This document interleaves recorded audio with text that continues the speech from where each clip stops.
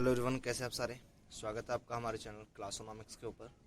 आज इस वीडियो में हम लोग अपना दो ध्रुवता का अंत जो हमारा पार्ट है पॉलिटिकल साइंस कक्षा 12वीं का, उसको फिर से कंटिन्यू करने वाले हैं। और आज इस वीडियो में हम लोग स्टार्ट करने वाले हैं शॉक थेरेपी को लेकर के। शॉक थेरेपी क्या है, इसके क्या परिणाम रहे और कुछ बातें जो कि परिणामों के बाद की हैं उसको हम इस वीडियो में समझने वाले हैं। तो अंत तक इस वीडियो में बने रहिए ताकि आप पूरा इस कंसेप्ट को समझ सकें। ये आपके 12th क्लास के सिलेबस का एक इम्पोर्टेंट टॉपिक है, ठीक है। तो बिना टाइम वेस्ट के हम लोग शुरू करते हैं शॉक थेरेपी से। शॉक थेरेपी क्या है, सबसे पहले ये जान लीजिए। शॉक थेरेपी को 1990 में अपनाया गया था। किसने अपनाया था? हमारा जो यूएसएसआर था उसका पतन हो चुका था, ठीक है। सॉरी, होने से जस्ट कुछ समय पहले 91 में सोवियत संघ का पतन हुआ था, ठीक है, 1991 में। उसके एक साल पहले इसको अपना लिया गया था, ठीक है। सोवियत संघ के पतन के समय हुआ क्या, रूस के साथ साथ पूर्वी यूरोप के कुछ देशों ने और मध्य एशिया के देश। अब मध्य एशिया के देश कौन से हैं? तो 5 देश मध्य एशिया के देश कहलाते हैं, जिनमें हमारा कजाकिस्तान, किर्गिस्तान, ताजिकिस्तान, तुर्कमेनिस्तान और उज्बेकिस्तान शामिल है, ठीक है। इन देशों ने मिलकर के शॉक थेरेपी को अपनाया। शॉक थेरेपी है क्या? सोवियत संघ के पतन के समय साम्यवादी जो विचारधारा थी वो परास्त लगभग हो चुकी थी, ठीक है। पूंजीवादी विचारधारा को सर्वश्रेष्ठ माना जा रहा था और सोवियत संघ का अंत बहुत करीब आ चुका था। ये सारे देश बर्बादी की कगार पे आ चुके थे, ठीक है। तो उस समय इन सभी साम्यवादी देशों ने, जो समय साम्यवादी की विचारधारा का पालन कर रहे थे, इन देशों ने खुद को पूंजीवादी रास्ते पे चलाने का फैसला किया। इन्होंने अपना रुख पूंजीवादी फैसले की ओर किया, जिसको हम शॉक थेरेपी के नाम से जानते हैं। और इसको शॉक थेरेपी की संज्ञा वर्ल्ड बैंक और IMF यानी कि अंतर्राष्ट्रीय मुद्रा कोष द्वारा दी गई थी, ठीक है। चलिए बार रीड आउट करते हैं। ये 1990 में अपनाई गई थी, ठीक है।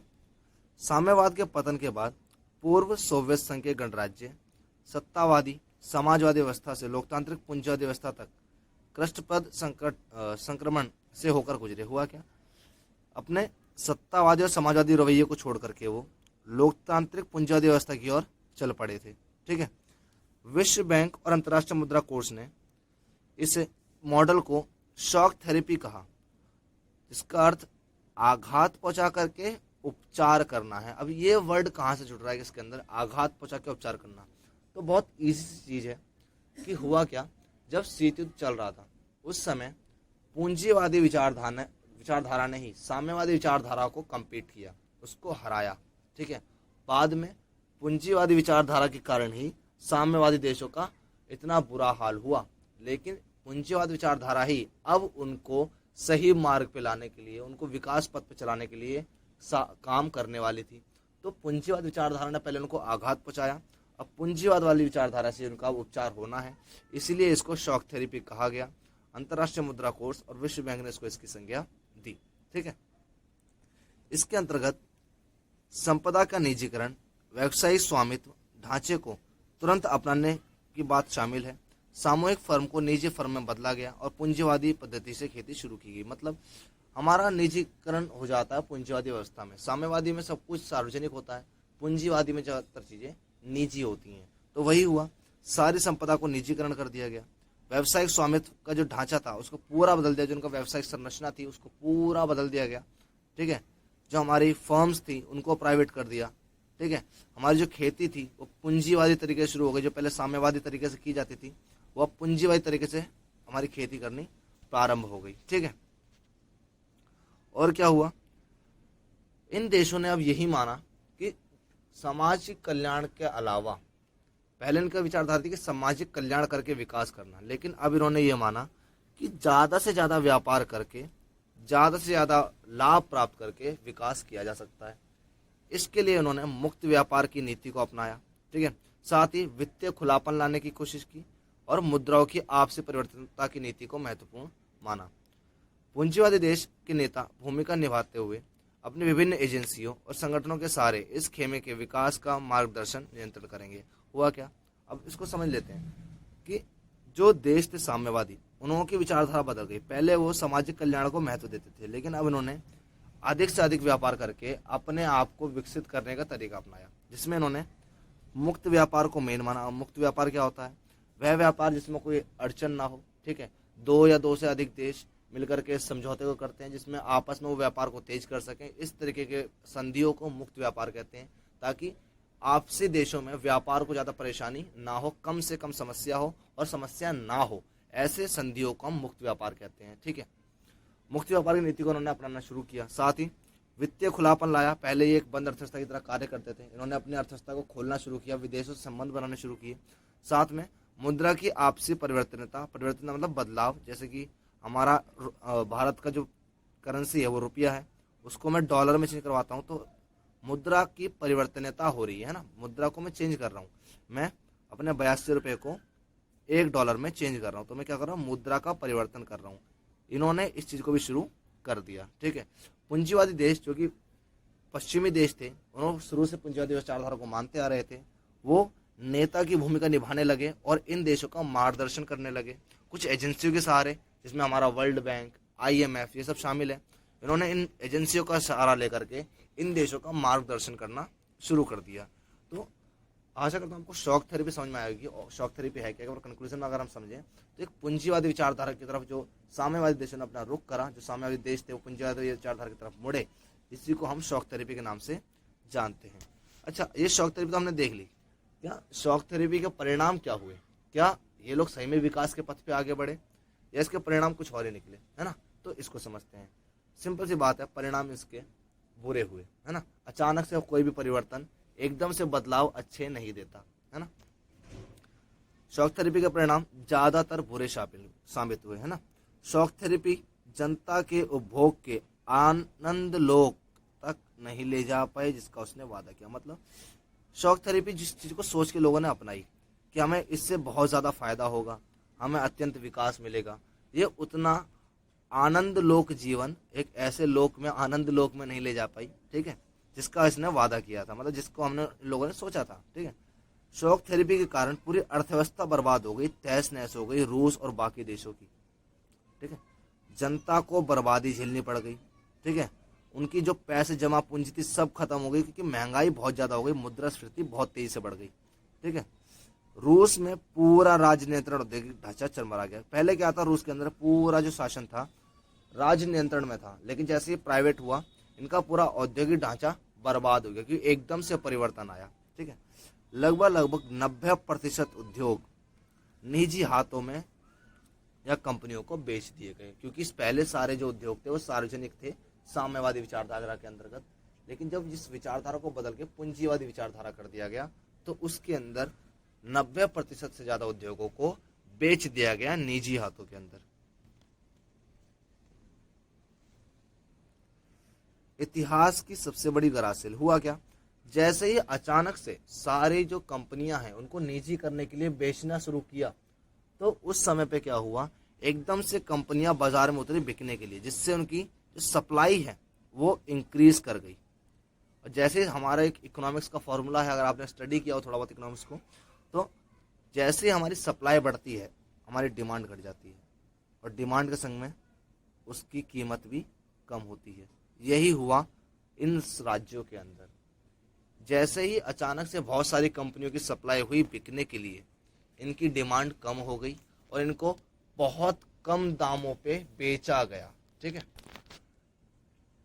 अलग अलग देशों ने अपनी कंपनियों को बहुत औने पौने दामों पे बेच दिया।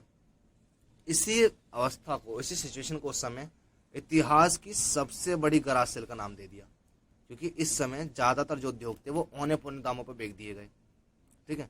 रूस की जो मुद्रा है रूबल, उसके अंदर गिरावट आ गई, उसकी वैल्यू गिर गई, ठीक है। जो खेती के तरीके थे, हमने दोनों पहले देखा, जो सामूहिक खेती हुआ करती थी उसे अब पूंजीवादी खेती की जो पद्धति है उसको अपना लिया गया, ठीक है। सामूहिक खेती का भी अंत हो गया है। इससे खाद्यान्न भी आयात करने की आवश्यकता पड़ गई, क्योंकि हर व्यक्ति अब खेती नहीं कर रहा था। पहले खेती सार्वजनिक थी तो लोगों द्वारा करवाई जाती थी, लेकिन जब निजी संपदा हो गई तो हर व्यक्ति खेती करने में इच्छुक नहीं रहा। खाद्यान्न की अचानक से बहुत ज़्यादा क्या हो गई, रूस के अंदर कमी हो गई। सरकारी रियायतें खत्म हो गई। पहले जैसे हमारे देश के अंदर, भारत के अंदर हमें सप्लाई मिलती है गवर्नमेंट की तरफ से, गेहूं चावल मंथली, है ना, वो एक रियायत है, एक छूट है ना। तुमने सुना होगा कि दिल्ली के अंदर बिजली मुफ्त है ना, बिजली 200 यूनिट तक कुछ मुफ्त है। तो ये क्या, एक रियायत है, एक छूट है, ठीक है। और वैसे आज फैसला आया कि दिल्ली में अब बिजली मुफ्त नहीं रहेगी, लेकिन अभी तक ये जो थी एक रियायत थी, है ना। रियायत मतलब एक छूट थी। तो पहले क्या हुआ करता था सोवियत संघ के अंदर, जो सरकारी रियायतें मिली हुई थी खाद्यान्न को लेकर के, अन्य चीजों को लेकर के, शिक्षा को लेकर के, वो अचानक से खत्म हो गई। जैसे ये रियायत खत्म हुई, छूट खत्म हुई, लोगों के हाल बुरे हो गए, लोग गरीबी में जकड़ गए, क्योंकि लोग पहले इन चीजों की आदी हो गए थे, ठीक है। और क्या हुआ, रूस के अंदर जैसे रियायतें खत्म हुई, सारी चीजें पूंजीवादी हो गई, सारी चीजें निजी हो गई, प्राइवेट हो गई, और प्राइवेट काम करती हैं प्रॉफिट देख करके, लाभ कमाने की इच्छा से, है ना। तो रूस के अंदर गरीब और अमीर लोगों के बीच में एक बहुत बड़ी खाई पैदा हो गई, एक आर्थिक खाई, एक बहुत बड़ा बदलाव दिखा। बहुत ज्यादा लोग गरीब, कुछ लोग बहुत ज्यादा गरीब हो गए और कुछ लोग बहुत ज्यादा अमीर हो गए। इनके बीच में विविधता साफ दिखाई दे रही थी, एक विभाजन दिखाई दे रहा था, ठीक है। मध्य एशिया के देशों में राष्ट्रपति बहुत अधिक शक्ति प्राप्त अधिक हुआ क्या, इन्होंने जैसे ही आजाद हुए, इन देशों ने अपना जल्दी जल्दी अपने आप को विकसित करने के लिए पूंजीवादी विचारधारा को अपनाया, सारे फैसले जल्दी जल्दी लिए, और जल्दबाजी में ही लोगों ने अपने संविधान को तैयार किया, जो कि बहुत ज्यादा बढ़िया तरीके से तैयार नहीं हुआ। इनकी जो सारी शक्तियां थी राष्ट्रपति के हाथों में दे दी गई थी, और जो संसद है वो थोड़ी सी कमजोर पड़ गई थी। मध्य एशिया के देश जो मैंने बताया, Kazakhstan, Kyrgyzstan, Tajikistan, Turkmenistan, Uzbekistan, इनके देशों में राष्ट्रपति बहुत अधिक शक्ति प्राप्त थी, और इनमें से कुछ हो गए सत्तावादी। सत्तावादी मतलब जो अपनी मनमर्जी चलाने लग जाए, ठीक है। अगर भारत में अगर कोई सरकार अपनी पूरी मनमर्जी चला रही है, वो दूसरे विपक्ष वगैरह कुछ नहीं देख रही, अपने नेताओं की बात नहीं सुन रही, अपनी जनता की बात नहीं सुन रही, सरकार अपने मर्जी से, कोई व्यक्ति अपने मर्जी से पूरे देश को चलाने लग जाए, इसे सत्तावादी कहते हैं, इसे सत्तावादिता कहते हैं, मोनोपोली कहते हैं, ठीक है।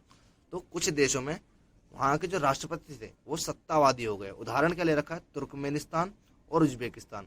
वहाँ के राष्ट्रपतियों ने क्या करा, अपने आप को 10 साल के लिए परमानेंट कर लिया, और आने वाले समय में 10 सालों को और बढ़ा लिया, जैसा हाल के समय में चाइना ने किया है, ठीक है।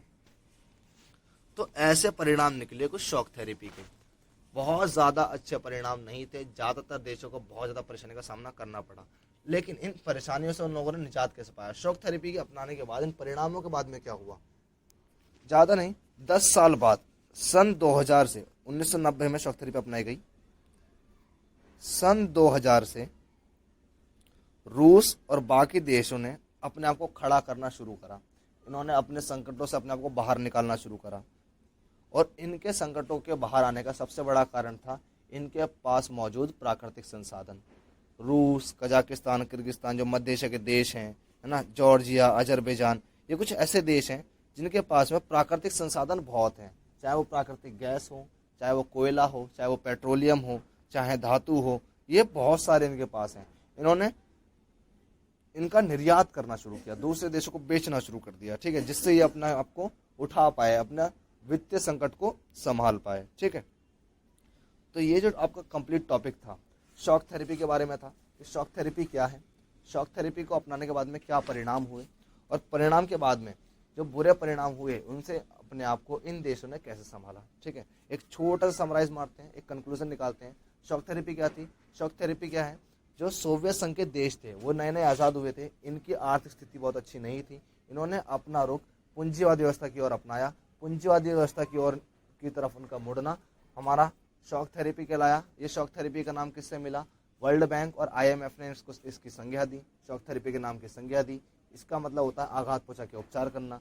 इस व्यवस्था में क्या हुआ, ज़्यादातर चीज़ों को निजी कर दिया गया, सारे कंपनियों को बेच दिया गया। परिणाम क्या निकले, बहुत ज़्यादा अर्थव्यवस्था खराब हुई, बहुत ज़्यादा गरीबी का सामना करना पड़ा लोगों को, अनेक समस्याओं का सामना करना पड़ा, औद्योगिक ढांचा खराब हो गया, इतिहास की सबसे बड़ी गराज सेल हमको देखने मिली, ठीक है। लेकिन उसके बाद में सभी देशों ने अपने आप को संभाला, 10 साल लगे। सन 2000 से इन लोगों ने अपने आप को खड़ा करना शुरू किया। खड़ा करने में इनका सबसे जो महत्वपूर्ण योगदान था वो प्राकृतिक संसाधनों का रहा। ये इस वीडियो में अब तक हमने पढ़ा, ये आपका एक इम्पॉर्टेंट टॉपिक है। इसके बाद में हमारे एक दो